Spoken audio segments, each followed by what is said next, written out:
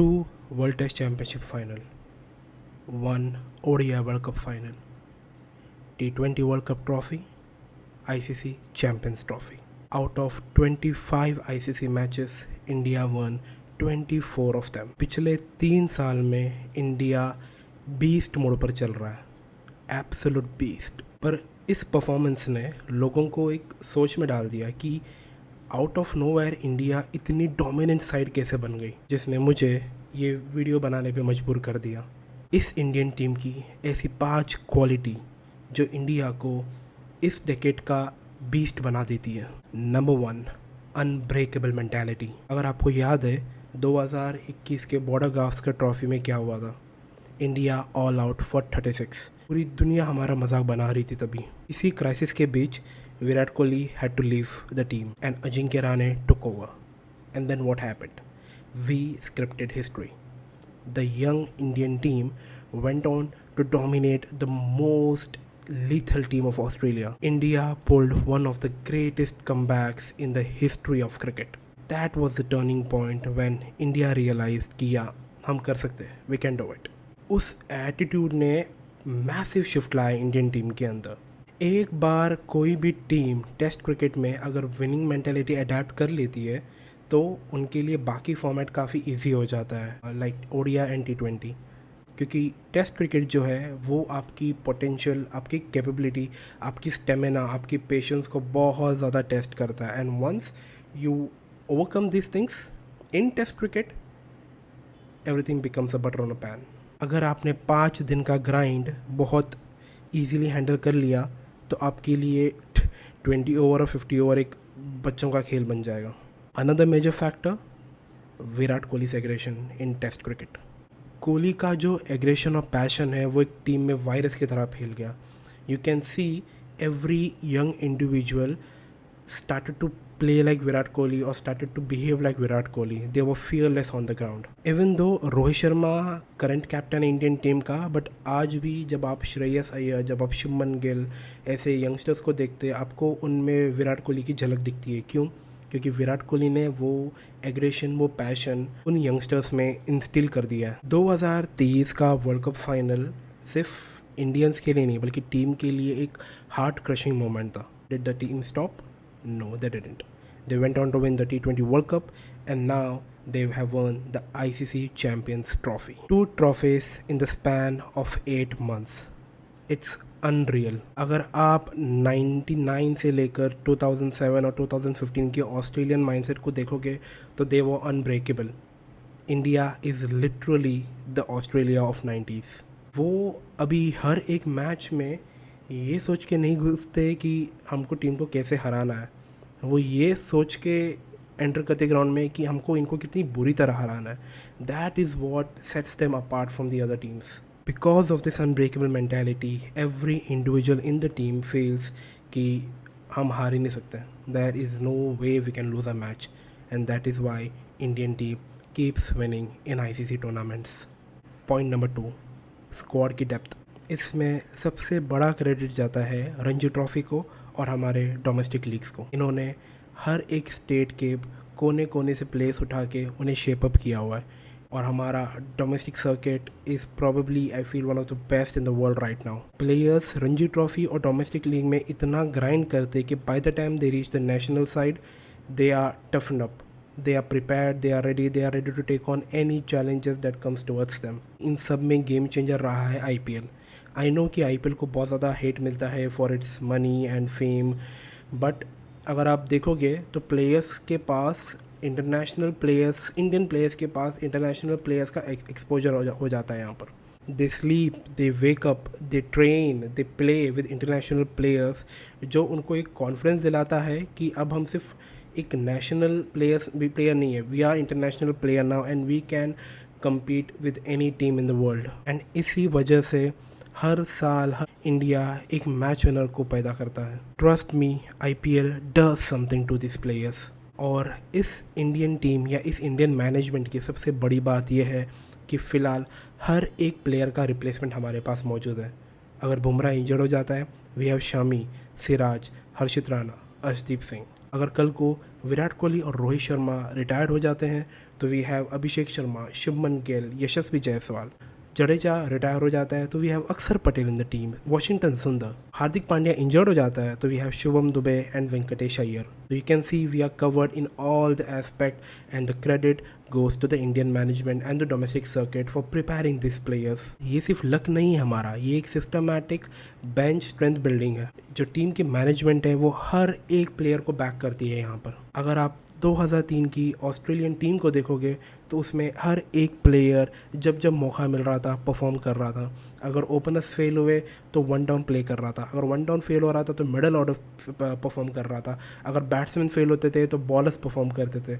This Indian team is doing exactly that. And looking at our current bench strength, I feel abundance is becoming a curse for us because हम उन players को bench कर रहे हैं who are literally champions। This bench strength makes the Indian team unbeatable। Point number 3, fearless cricket। कुछ साल पहले ही players मैदान में ये सोच के उतरते थे कि हमें जीतना है, बट अब वो ये सोच कर उतरते हैं कि हमें डोमिनेट करना है। We don't care about the result, we want to dominate, we want to play a cricket which will make the audience fall in love with us, be it bowling, be it batting, be it fielding, be it showcasing their aura। I think Indian cricket is killing it, Indian team is absolutely killing it। Batting में रोहित शर्मा ने एक aggression ला दिया इस team में, and similarly Bumrah has done that for the bowling side. एंड fielding का क्या बोलना, fielding I know this Champions Trophy India has not been at the best, but I think India is probably the top fielding side in the world right now alongside New Zealand। And जब आपके ये तीनों aspect covered है ना तो आपको ground में जाते हो तो किसी बात का डर नहीं रहता, because you are covered in all the aspect, you have tick marked all the boxes and you are set, you are ready. और सामने आपके कोई भी टीम आए, फिर Australia, England, South Africa, New Zealand, आपको एक पर्सन का भी डर नहीं होता that their side is better than us. You have that confident कि no matter who comes against us, आप 20 प्लेयर भी ग्राउंड में उतार दो, हम अपनी 11 लेकर जीतेंगे। और इंडियन फ्यूचर के लिए सबसे बड़ी बात यह है कि यंगस्टर्स ने इस मेंटालिटी को काफ़ी अच्छे से अडेप्ट किया है। Abhishek Sharma, Rinku Singh, Yashasvi Jaiswal, Shubman Gill, these guys are the future of Indian cricket, and I am glad and I can sit back and relax thinking कि these players will represent India in the next 10 years or 15 years।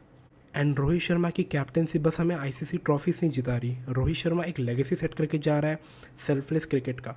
आने वाले captains को रोहित शर्मा एक example से set कर रहे हैं। Rohit Sharma is the benchmark now for the upcoming captains, and Indian team doesn't play safe anymore, they just want to go and dominate। अगर हारते भी है तो they will take it on their shoulders, and when they are winning it they are absolutely killing in the ground। Point number 4, strong leadership।